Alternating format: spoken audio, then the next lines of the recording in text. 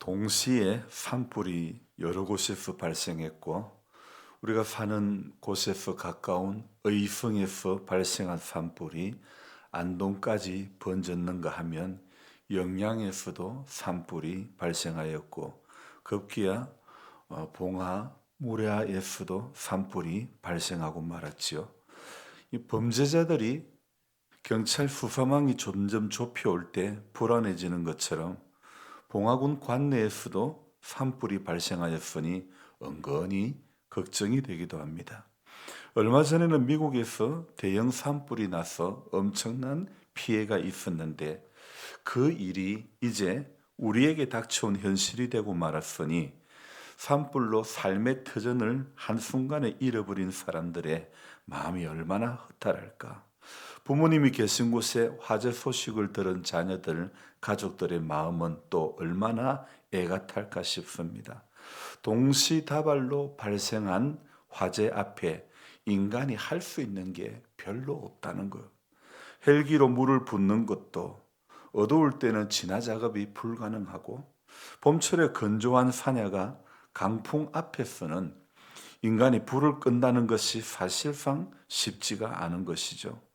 목요일 잡힌 비가 하루 빨리, 아니 반나절이라도 빨리 내려서 전국의 산불 현장이 모두 진화가 되었으면 하는 바람입니다. 같이 성경 읽기 단체 카톡방에 있는 목사님도, 안동에 계신 목사님도 피해가 심해서 지금 대피해 있다고 합니다. 우리 교회도 사실 이 산에 붙어 있으니 산불 뉴스만 나오면 은근히 신경이 쓰이기도 합니다. 하나님이 지켜주시기를, 우리들 안에 염려가 되고 불안한 생각을 떨쳐주시고 평강이 있기를 소망합니다. 이렇게 곳곳에 산불로 인해 재산 피해는 물론이거니와 인명 피해까지 발생한 가운데 오늘 새벽에 읽은 이 하나님의 말씀을 보면서 하나님께서 예루살렘의 회복에 대한 말씀과 또 백성을 인도하시는 하나님에 대해서 주시는 이 말씀은 오늘 우리에게 위로가 되는 말씀으로 생각되어집니다. 하나님의 말씀은요, 언제나 인간의 염려보다 앞세워야 하는 것입니다. 염려가 말씀보다, 염려가 약속보다 앞설 때에 그러한 인생은 평안이 없는 거죠. 그러므로 성도는 현실이 어려울 때마다 더더욱 하나님의 약속을 앞세우는 그런 사람이 되어야 하는 것입니다. 오늘 우리가 새벽에 같이 읽진 않았지만은 우리 17절 말씀을 읽어보겠습니다. 너희의 구속자시요 이스라엘의 거룩하신 이이신 여호와께서 이르시되 나는 내게 유익하도록 가르치고 너를 마땅히 행할 길로 인도하는 내 하나님 여호와라. 오늘 이 17절에서 하나님의 약속이 무엇입니까? 이게 이 문장을 읽어보면 하나님은 어떤 분이라고 이야기하고 있습니까? 나는 내게 유익하도록 가르치고, 하나님은 우리에게 유익을 주시는, 유익하도록 가르치시는 하나님인 줄로 믿습니다. 그래서 언제나 저와 여러분들의 인생의 가운데서 유익이 되는 것을 무엇인지를 가르쳐 주시는 분이죠. 그뿐 아니죠. 그 다음 문장에 또 어떤 약속이 있습니까? 하나님은 마땅히 행할 길로 인도하는, 그래서 하나님의 계획 가운데로 그 계획이 이루어지는 길로 인도해 가시는 겁니다. 현재 우리나라는 불안한 전국 가운데 약 4개월을 보내고 있는데 게다가 곳곳에 동시다발로 발생한 산불로 인해 굉장히 어려운 상태에 놓여 있죠. 이럴 때에 하나님의 말씀은 무엇이라고 하는지, 말씀하고 있는지 귀를 기울여야 하는 것입니다. 오늘 그 다음 절 18절에 뭐라고 이야기합니까? 내가 나의 명령에 주의하였더라면 내 평강이 강과 같았겠고 내 공의가 바다 물결 같았을 것이며, 오늘 이 48절을 새벽에 묵상을 하면서 이 말씀을 볼 때에 이스라엘이 하나님의 명령에, 하나님의 말씀에 주의하지 않았다는 것을 알 수가 있지 않습니까? 자, 이 48장에 무슨 일이 있었을까요?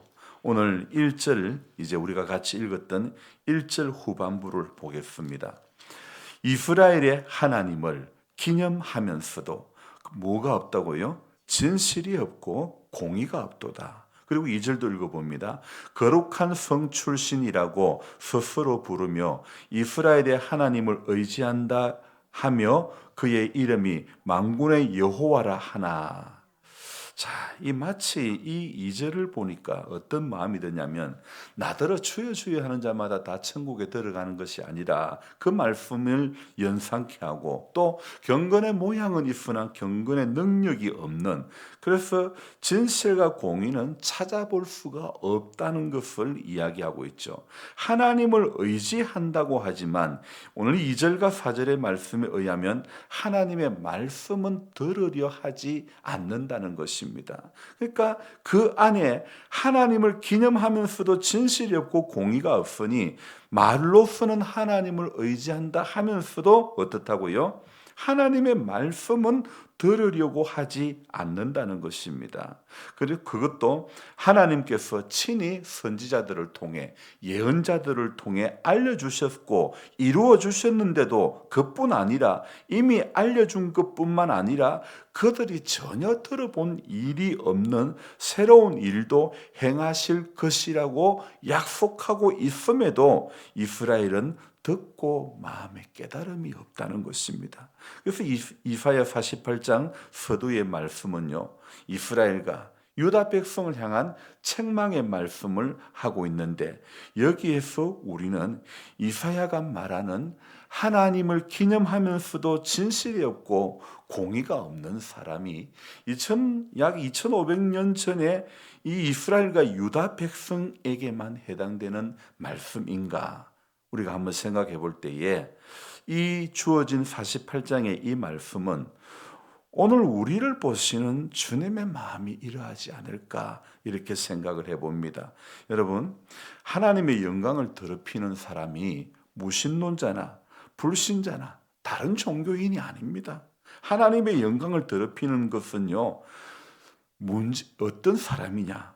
믿음 좋다는 사람들, 신앙생활 오래 했다는 사람들, 교회에서 중요한 직분을 맡아 수고하는 사람들 가운데 스스로 자신은 모범적인 신자로 생각하는, 자처하는 사람들이 분별 없는 언행을 일삼기 때문에 하나님의 영광을 더럽히게 되는 것 아니겠습니까? 물론 저 역시도 참 자유롭지는 못합니다. 그래서 우리가 성경을 볼 때 성경을 보는 시각이 성경에서 나오는 안타까운 사건과 안타까운 사람들을 보면서 나도 그들 중에 한 사람일지 모른다, 이 생각을 항상 해보아야 된다는 것이죠. 불과 며칠 전만 해도 엄청나게 내린 눈으로 온 산야가 하얗게 물들어졌었는데 이제 온 산야가 붉게 물들어져 타들어가고 강풍마저 불고 있으니 이러한 때 이것을 우리는 자연 현상으로만 해석할 게 아니라 하나님 앞에 교만하고 범죄한 우리들의 모습에 대한 결과로도 해석해 보는 것이 어쩌면 더 맞지 않을까 싶습니다. 하나님의 말씀보다 상황을 앞세우고 하나님의 말씀보다 염려를 앞세우고 하나님의 말씀보다 물질을 앞세운 결과가 아닌지, 그래서 하나님을 기념하면서도 진실이 없고 공의가 없다고 말하는 이사야의 일침에 우리가 세리의 가슴 파격을 향하여 돌을 들 게 아니라 바리새인화된 나의 가슴을 쳐야 되지 않을까, 이 생각을 해봅니다. 타인의 티를 들보로 우기고 나의 들보는 티로 여기는 이 괴팍한 신앙의 시각에서 벗어나야 할 것입니다.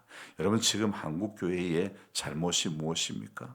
한국교회 성도의 신앙 가운데 잘못된 부분이 무엇입니까? 저는 그 중에 하나가 바로 이중잣대라는 것입니다. 잣대는 언제나 일정해야 자로서의 기능을 감당하는 것 아니겠습니까? 그런데 우리에게는 잣대를 마음대로 줄이게도 늘리기도 하는 신기한 능력이 있습니다. 그 능력이 신앙생활을 오래 하는 가운데 우리 자신도 모르게 생겨난 일종의 테크닉이 되고 말았다는 것입니다. 여러분, 신앙은요, 기술이 아니고 삶입니다. 성경 지식이 아니고 하나님을 신뢰, 하나님의 말씀에 대한 신뢰, 약속에 대한 신뢰가 진짜 신앙이 아니겠습니까? 법을 잘 아는 사람이 법 기술자가 될 때 무서운 것입니다. 우리의 신앙에 있어서도 마찬가지입니다. 사람들은 율법에 능한 기술자가 되기를 원하는 것 같습니다. 성경 지식에 점점 해박해져 가는데 교회의 각종 커리큘럼을 통하여 아는 것은 점점 많아지는데 사는 것은 점점 안 되는 것 같습니다. 바울이 로마서 8장에서 말한 오호라 나는 곤고한 몸이로다. 이 깨달음이 우리에게는 언제쯤 해당될는지요? 원하는 선은 행치 못하고 언제나 원치 않는 일에는 누가 시키지 않아도 더 바쁜 우리들의 모습이 바로 오늘 1절에 나오는 이사야의 일침이 아닐까 싶습니다. 하나님을 기념하면서도 진실이 없고 공의가 없는, 그래서 결국에는 하나님을 기념하는 자는, 하나님을 예배하는 자는 진실이 있고 공의가 있어야 하는 것이 마땅하다는 것을 오늘 이사야를 통해서 우리에게 교훈해 주고 있는 것입니다. 그래서 우리가, 저와 여러분들이 오늘 하루의 인생 여정에서도 경건의 능력이 드러나기를 소망하며 기도하며 기꺼이 그렇게 살아내는 성도다움의 하루가 되어지기를 우리가 소망하며 같이 기도해야 될 줄로 믿습니다. 그래서 이날 하루도요, 어떤 크고 대단한 일이 아니라 작은 내 삶의 자리에서 성도다움이 드러난다면 그것이 하나님이 기뻐하시는 우리의 모습이 되지 않을까 생각되어집니다. 우리가 크게 대단한 어떤 일을 많이 해서가 아니라 일 잘하는 사람 방해만 안 해도 일을 많이 하는 것이 아닐까, 이런 생각을 또한 해보는 것입니다. 그래서 오늘 이 하루도 살아가면서 저와 여러분들이 하나님을 기념하는 자답게 진실이 우리 안에 있고 하나님의 공의가 우리 안에 있고 우리 교회 안에 있고 이 나라 가운데 행해지는 그런 우리 모두와 또 우리나라 또 저와 여러분들이 되기를 주님의 이름으로 축복합니다. 기도하겠습니다. 하나님 아버지, 고맙고 감사합니다. 하나님, 오랜 세월 전에 이사야를 통해서 주신 이 말씀을 보면서 하나님, 지금 이 땅에 내려진 어려움 상황, 전국이 불안한 이 전국 가운데 산불마저 곳곳에서 확산되고 있는 이 위태로운 상황 가운데서 혹 하나님 앞에 이 민족이 또 우리가 교만해서 어려움을 겪는 것은 아닌지, 자연현상이라고만 보고 넘어가기에는 우리에게 하나님께서 어떤 메시지를 주시고자 함은 아닌지 우리가 그렇게 또 생각을 해봐야 될 것 같습니다. 마냥 자연적으로 발생하는 그런 현상 중의 하나라고만 여길 것이 아니라 곳곳에서 일어나는 여러 가지 일들을 보면서 이스라엘과 유다의 과거에 하나님 앞에 범죄했던 그 순간들, 산당은 온전히 제하지 못했던 그 이스라엘과 유다의 왕들의 모습들, 우리 가운데서도 하나님 원치 않는 것은 온전히 제거하지 못하고 하나님의 말씀을 앞세워야 될 인생들이 염려와 걱정에 더 붙들린 바 되어서 언제나 우리 가운데서는 말씀을 앞세우고 약속을 앞세워야 하는 신앙의 길이 되어야 하는데도 불구하고 현실에 붙들리고 상황에 붙들려서 하나님 몸의 약함에 붙들려서, 그래서 우리도 모르게 말씀을 앞세우지 못했던 어리석음이 있음을 발견해 봅니다.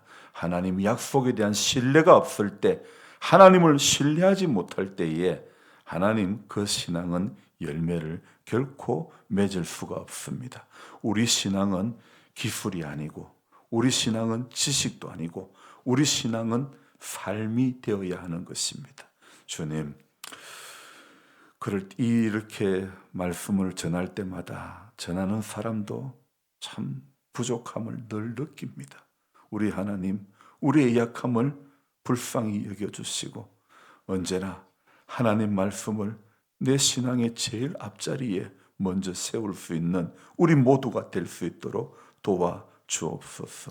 그래서 하나님 아버지, 자로나 우로나 치우치며 잣대가 흔들리는 잣대가 될 것이 아니라 하나님 언제나 표대 대신 믿음의 주요 온전케 하시는 이인 예수만 바라보면서 우리 이 상황을 뛰어넘을 수 있는 그런 우리 모두가 되도록 도와주시기를 원합니다. 하나님 곳곳에 내려진 이 산불 모든 상황들을 하나님 제하여 주옵소서.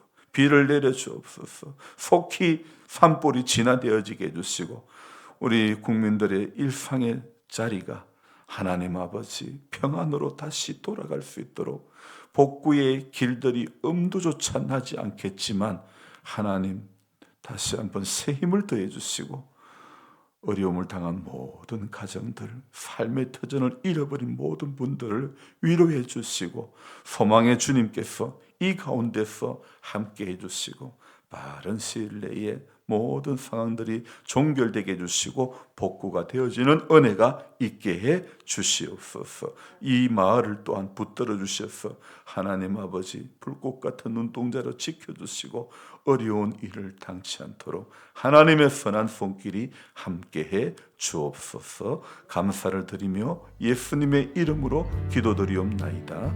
아멘. 간절한 마음으로 주여 부르고 기도합니다. 주여, 주여,